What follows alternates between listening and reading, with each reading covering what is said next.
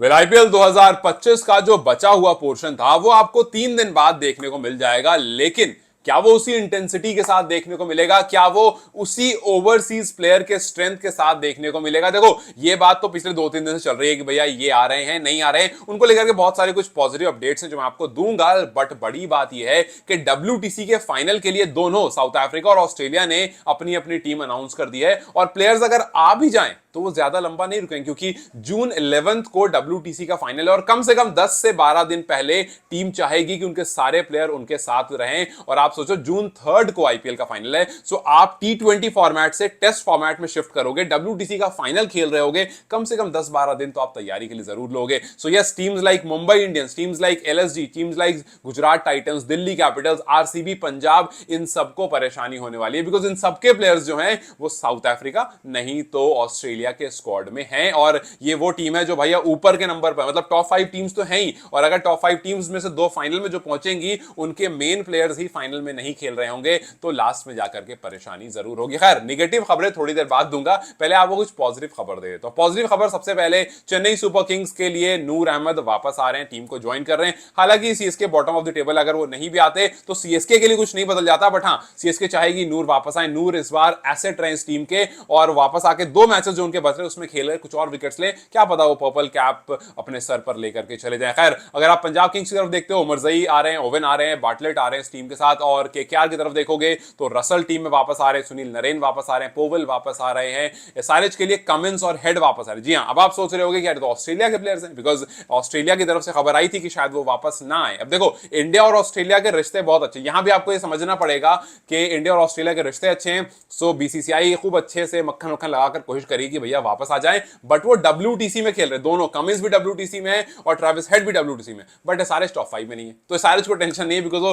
24-26 तक वो फ्री हो जाएंगे और फिर उसके बाद वो वापस चले जाएंगे। गुजरात टाइटंस के लिए बटलर हैं, कॉटजी हैं, वो दोनों वापस आ रहे हैं, लेकिन आरसीबी के लिए थोड़ी परेशानी यह है कि हेजलवुड की कोई श्योरिटी नहीं है। हेजलवुड को लेकर बात है कि भैया वो हो सकता है कि नहीं आए। हालांकि फिल सॉल्ट वापस जरूर आ जाएंगे। फिल सॉल्ट जो है, उनको अभी जो ओडीआई सीरीज खेलनी है इंग्लैंड को वेस्ट इंडीज के खिलाफ, वहां पर वो सिलेक्ट नहीं किए गए, तो वो अवेलेबल तो पूरी तरह से, अगर वो फिट एंड फाइन रहते हैं और आरसीबी चाहती है तो उनको वो बिल्कुल खिला सकती है और वो प्लेऑफ के लिए भी अवेलेबल रहेंगे। सो आरसीबी को लेकर कुछ अच्छी खबर जरूर है, लेकिन बाकी टीमों को लेकर, हालांकि आरसीबी को लेकर ज्यादा बुरी खबर, क्योंकि वो चाह रहे थे कि यार हेजलवुड उनके साथ हो। खैर, हेजलवुड अगर नहीं आते हैं तो वहां पर इंगडी एक ऑप्शन थे, लेकिन वो भी डब्ल्यूटीसी के स्क्वाड में है, तो वहां भी पंगा जो है वो कम नहीं हो रहा। खैर, बीसीसीआई कोशिश कर रही है कि भैया जितनी जल्दी हो सके, जितने प्लेयर्स ज्यादा से ज्यादा हो सके, वो सब अपनी अपनी टीम्स को ज्वाइन कर लें। पैट कमिंस ने तो मतलब अपना बता दिया कि भैया वो आ रहे हैं इंडिया, सो अच्छी बात है, उनको लेकर के सारे थोड़ा खुश होगी कि चलो हार हम रहे हैं, हम खत्म हो चुका सब कुछ, लेकिन एक अच्छे नोट पर क्या पता वो चाहें इस टूर्नामेंट को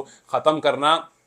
मार्को आंसन को लेकर के थोड़ी सी बात बस ये है कि भैया वो भी डब्ल्यूटीसी के फाइनल में है और वो बहुत इंपॉर्टेंट आदमी है। अगर पंजाब के लिए मार्को आंसन नहीं रहेंगे तो थोड़ी सी परेशानी जरूर होगी। अब एक बार आप अगर देख लो डब्ल्यूटीसी के फाइनल और फिर इधर प्लेऑफ किस किस डेट पर पड़ता है, तो प्लेऑफ जो है क्वालिफायर 1 पड़ेगा 29 मई को, एलिमिनेटर पड़ेगा 30 को, क्वालिफायर 2 पड़ेगा 1 जून को और 3 जून को फाइनल होगा। सो जैसे ही टीम ऑस्ट्रेलिया और साउथ अफ्रीका जैसे ही ये बता देती है कि भैया हम इस पर्टिकुलर डेट को अपने अपने प्लेयर्स को वापस बुला रहे हैं, फिर आप समझ जाना कि भाई क्वालिफायर में प्लेयर मिस होंगे, एलिमिनेटर में मिस होंगे, या पूरे के पूरे प्लेऑफ में ही प्लेयर्स जो हैं वो मिस होने वाले हैं। वो प्लेयर कौन कौन से जो मिस होंगे? एडन मार्करम एलएसजी से नहीं रहेंगे। अब एलएसजी कुछ अनोखा कर दे तो वो प्लेऑफ में पहुंचेगी, वरना उसके चांसेस ऑलमोस्ट खत्म है, सो शायद ज्यादा टेंशन नहीं होगी। मार्को आंसन को लेकर टेंशन होगी, बिकॉज वो पंजाब किंग्स के एक इंपॉर्टेंट प्लेयर हैं, बैटिंग बॉलिंग फील्डिंग हर तरह से उनका सपोर्ट करते हैं, हर तरह से टीम में कंट्रीब्यूट करते हैं। सो अगर ये नहीं होंगे सो पंजाब को थोड़ी परेशानी तो जरूर होगी। सो देखना ये मार्को आंसन कब तक अवेलेबल रहते हैं, बिकॉज वो डब्ल्यूटीसी की टीम में। कगिसो रबाडा, गुजरात टाइटंस के लिए कगिसो रबाडा नहीं होंगे, गुजरात इस टाइम पर टॉप पर है, लेकिन बिना रबाडा के भी टीम ने खेला है, बढ़िया खेला है, तो मुझे लगता है ज्यादा टेंशन नहीं लेंगे वो अगर रबाडा चले भी जाते हैं तो। और आई एम वेरी श्योर कि वो बहुत जल्दी चले जाएंगे, बिकॉज वो बहुत क्रूशल प्लेयर हैं साउथ अफ्रीका के, तो वो चाहेगी कि भैया वो जल्दी आए और अपने आप को टेस्ट के लिए तैयार करें, 4 ओवर से निकल करके अपने आप को 40 ओवर के लिए तैयार करें, बिकॉज डब्ल्यूटीसी का फाइनल, एक आईसीसी का फाइनल और फिर साउथ अफ्रीका यूजुअली आईसीसी के फाइनल में क्या करती है आप सबको पता है, वो चाहेंगे कि इस बार कहानी पलटे। सो रबाडा उनके लिए बहुत इंपॉर्टेंट प्लेयर है। लुंगी इंगड़ी आरसीबी के लिए बहुत क्रूशियल इस टाइम पर हैं, लेकिन अगर वो नहीं रहते हैं तो आरसीबी को परेशानी होगी। भाई उनके पास हेजलवुड नहीं है, उनके पास इंगड़ी नहीं है, और अगर इंडियन टीम से बात करो तो उनके पास जो उनके कप्तान पाटीदार हैं वो कब तक रिकवर होंगे इसकी अभी तक खबर नहीं आई है। बात यह है कि जितेश शर्मा कप्तान बनेंगे। अब जितेश शर्मा की कप्तानी में टीम कैसे होगी, क्या होगी, पाटीदार के ना होने पर, हालांकि अभी कोई श्योरिटी नहीं, हो सकता पाटीदार जब तक मैचेस हों तब तक वो वापस आ जाए, 17 को उनका मैच है, लेकिन अभी इंजरी, जो फिंगर इंजरी है उसको लेकर वो जूझ रहे थे,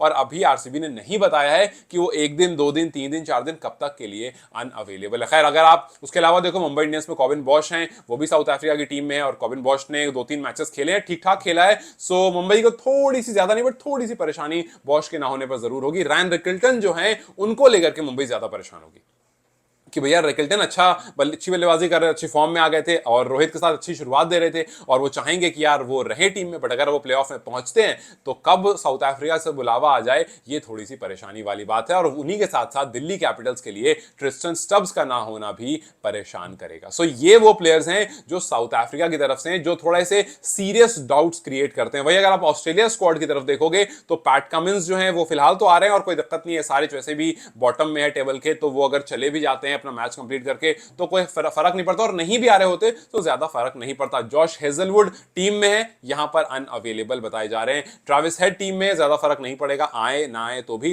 वैसे वो आ रहे हैं, फिलहाल की खबर यही है। जॉश इंग्लिश भी उस टीम में है और मिचेल स्टार्क भी उस टीम में। सो स्टार्क के बारे में तो पहले ही बात हो गई थी, उनके मैनेजर ने कहा था कि स्टार्क शायद वापस ना आए। अब देखना यह है कि विजय उनको कन्विंस कर लेती है, वो आ जाते हैं तो ठीक है, लेकिन कब तक के लिए आएंगे? भाई स्टार्क भी उतने ही इंपॉर्टेंट है जितने इंपॉर्टेंट रबाडा है। सो ऑस्ट्रेलिया भी चाहेगी कि स्टार्क जो है वो आए तो ज्यादा दिन ना रुकें, या तो ऐसा करें कि आए ही नहीं और वो अपनी WTC की तैयारी में जुट जाएं, अपनी बॉडी को 4 ओवर वाले इजी मोड से निकाल करके अपने आप को 40 ओवर वाले टफ मोड के लिए तैयार करें, बिकॉज ऑस्ट्रेलिया आईसीसी टूर्नामेंट के लिए कुछ भी कर सकती है, ऐसी बहुत सारी लीगों को वो इग्नोर कर सकती है और पहले भी किया है। तो अब देखना बस ये है कि क्या मिच स्टार्क आते भी हैं थोड़ी बहुत देर के लिए या फिर बिल्कुल ही नहीं आते हैं, बिकॉज अगर नहीं आएंगे तो टीम को बड़ी परेशानी होगी उनके ना होने की वजह से। और वही एक बात की जो बॉटम टीम है उनमें से प्लेयर्स आए ना आए ज्यादा फर्क वाली बात नहीं है, लेकिन जो ऊपर वाली टीम है उनको जरूर दिक्कत होने वाली है, क्योंकि बॉटम वाली टीम जो है वैसे भी 27 तक फ्री हो जाएगी, प्लेऑफ में वो जा नहीं रहे, और 27 तक वैसे भी पिछला वाला जो पुराना शेड्यूल था उस हिसाब से प्लेयर्स की अवेलेबिलिटी थी, सो वो तो टीम में रहेंगे और अपना खेल खाल के चले जाएंगे।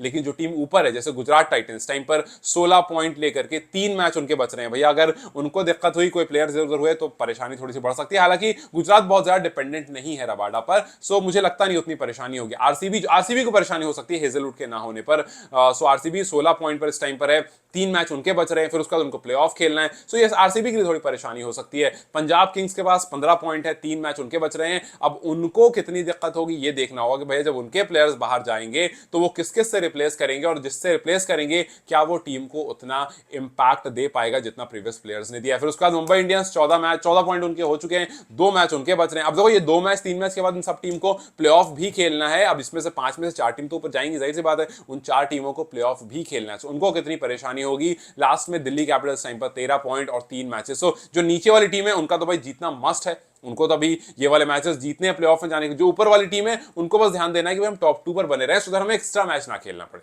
अब यहां पर बस यही कहानी है कि ये जो प्लेयर्स हैं, जो ओवरसीज प्लेयर्स हैं, जिनकी अवेलेबिलिटी पर कुछ का तो श्योरिटी है, कुछ पर क्वेश्चन मार्क लगे हुए हैं, सो अब देखना है कि वो जो आएंगे वो कब तक के लिए आएंगे। अगर स्टार्क मानो आ भी जाते हैं तो वो कब तक के लिए आएंगे? कोई ऐसा प्लेयर जिसकी टीम प्लेऑफ में जाती है, क्या वो प्लेऑफ में खेलेंगे? कितनी जल्दी साउथ अफ्रीका और ऑस्ट्रेलिया की टीम जो है अपने प्लेयर्स को वापस बुलाती है कि भैया आ जाइए, अब WTC की तैयारी में भी जुड़ना है? क्या वो, क्योंकि 27 तक तो ठीक है, लेकिन उसके बाद प्लेऑफ स्टार्ट हो जाएगा, और वैसे भी IPL की कमिटमेंट जो है वो 26-27 तक ही थी पिछले डेट के हिसाब से, अगली डेट के हिसाब से आप कुछ भी नहीं कर सकते हो। सो पुराने वाले रूल की धमकी भी नहीं दे सकते हो कि भैया 2 साल के लिए बैन कर देंगे, बिकॉज वो यहां पर एप्लीकेबल नहीं होगा। अब देखना बस ये है कि क्या ये ओवरसीज प्लेयर्स अपने टाइम पर वापस आ जाते हैं, और आते हैं तो कब तक रुकते हैं। खैर IPL फाइनल को लेकर के जो मैंने आपको बताया था अहमदाबाद में फाइनल होना है, अभी भी बात जो है वो अहमदाबाद की ही है। अभी तक हालांकि श्योरिटी नहीं है, बट टाइम्स ऑफ इंडिया के रिपोर्ट्स में ये भी था कि इस बार IPL फाइनल जो है वो अहमदाबाद में ही होगा। बाकी आगे जो अपडेट आएगी मैं आपको अपडेट करता रहूंगा, बट इन ओवरसीज प्लेयर्स को लेकर के आपको क्या लगता है, कौन सी वो टीम है जिसको सबसे ज्यादा परेशानी हो सकती है? मुझे कमेंट्स जरूर बताएं। Till then you guys take care, I will see you very soon.